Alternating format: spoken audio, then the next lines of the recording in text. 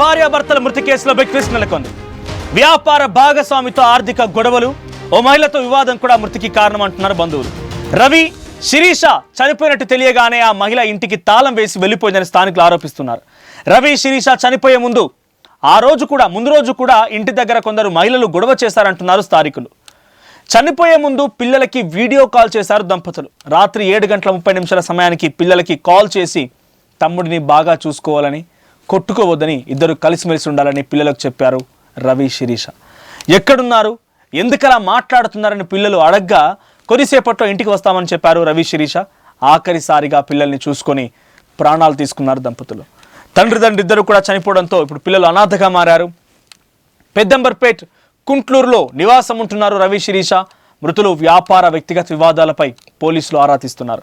ఓ మహిళ ప్రధానంగా ఇక్కడ వినిపిస్తున్న మాట, ఓ మహిళతో వివాదం కూడా మృతికి కారణం అంటూ పోలీసులు అనుమానం వ్యక్తం చేస్తున్నారు, స్థానికులు ఆరోపిస్తూ ఉన్నారు.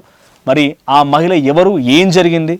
ఇక్కడ same as it is Vijaya Reddy మాదిరిగానే వాళ్ళు కూడా రైల్వే ట్రాక్ పైన చిన్న ముక్కలుగా పడి ఉన్నారు రవి, శిరీష. వ్యాపార సంబంధాలు, వ్యాపార వివాదాలే ఈ మరణానికి కారణం అన్నట్టు తెలుస్తోంది.